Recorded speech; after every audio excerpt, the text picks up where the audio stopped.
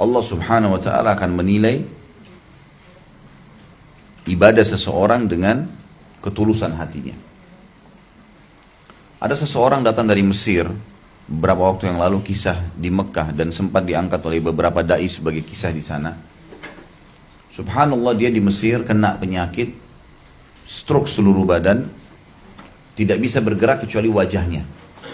Dia cuma bisa mengucapkan kata-kata, seluruh tubuh yang lain itu ya, terikat. Stroke maksud saya. Bertahun-tahun diobatin tidak pernah bisa. Orang ini cuma bisa menangis di atas ranjangnya dan cuma bisa mengucapkan kata-kata beristighfar kepada Allah subhanahu wa ta'ala, karena dia dulu memang punya banyak dosa. Sedikit saya tanggapi sebelum kisah ini. Kalau Bapak Ibu diberikan penyakit yang standar, hampir semua orang kena penyakit itu, kayak flu, demam, umum, seluruh dunia bisa merasakan itu. Maka ini penyakit umumnya untuk membersihkan dosa atau untuk peringatan. Sunnatullah, sistem yang akan terjadi. Tetapi kalau seandainya penyakit itu jarang terjadi, cuma sebagian orang, seperti kasus stroke, ya, orang kena kanker dan yang lainnya, ini berarti pastikan karena ada dosa yang Allah subhanahu wa ta'ala ingin bersihkan dari Anda. Berat. Tapi masih mending daripada kita ya, dihukum di akhirat nanti. Orang ini kebetulan kena stroke dan parah, dan dia menyadari kalau dia sering berbuat dosa dulu. Maka yang terjadi, dia bilang sama saudaranya pada saat itu, saya sudah putus asa dari semua upaya. Apapun sudah saya coba kerjakan. Dan saya merasa diri saya berbuat dosa. Satu-satunya yang belum saya kerjakan adalah saya ingin sekali dibawa berangkat ke Mekah. Saya ingin langsung berdoa di depan rumahnya Allah. Maka saudaranya bilang, biaya ada, tapi bagaimana caranya dalam kondisi stroke seperti ini dibawa? Nggak mungkin gitu. Kecuali memang butuh ekstra tenaga lagi. Dia bilang, saya mohon itu saja, berikan kepada saya itu. Maka dia pun pergi ke sana. Dalam kisahnya dikatakan, kemudian dipakaikan ihram dalam kondisi terbaring. Belum pernah ada orang tawaf sambil berbaring, gitu kan. Baru orang ini kemungkinan. Biasanya pun kalau ada orang pakai kursi roda, ini karena nggak bisa bergerak, harus lurus badannya sambil berbaring. Lalu dia mohon kepada penjaga-penjaga masjid, disampaikan kalau orang ini betul-betul sakit parah sudah bertahun-tahun, mohon diizinkan untuk tawaf dengan ya, tempat tidurnya ada roda yang biasa dibawa di rumah sakit. Akhirnya setelah melobi dan diizinkanlah, sampai dia diletakkan di dekat Ka'bah. Dia bilang, lalu orang ini teriak dengan suara keras, Allahu Akbar, ya, dengan keyakinan dalam hati. Dia mengatakan, ya Allah, sebagaimana engkau telah menjanjikan dalam kitabmu, maka aku telah datang ke tempatmu dalam kondisi seperti ini, dan aku akan memohon kepadamu.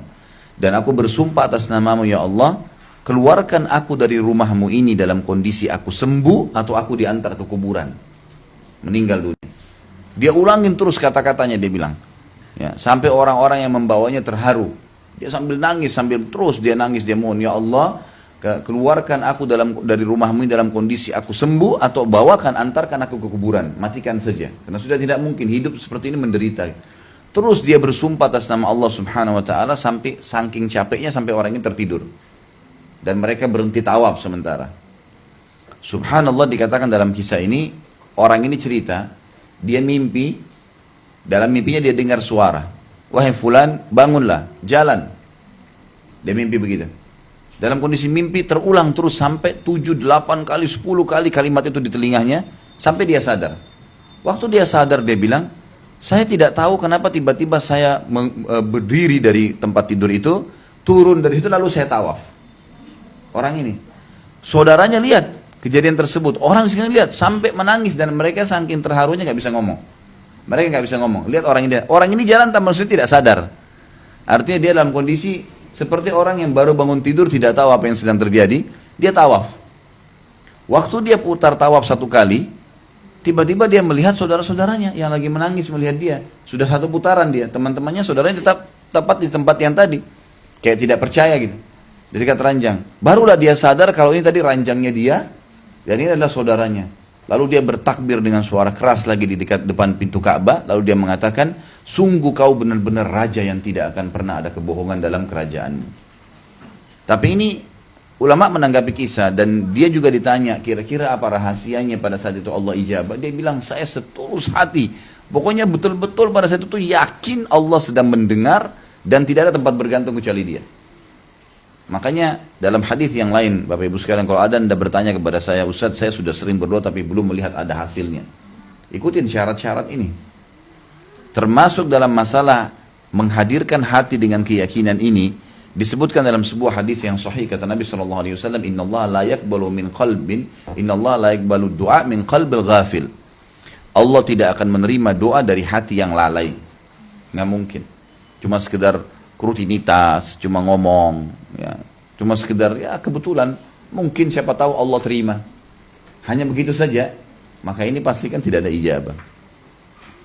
Tapi insya Allah kalau dia yakinkan dengan hatinya, betul-betul dia hadirkan pikirannya, hatinya di situ dia sampaikan curhat benar sama Allah, maka itu adalah salah satu syarat diterimanya doa.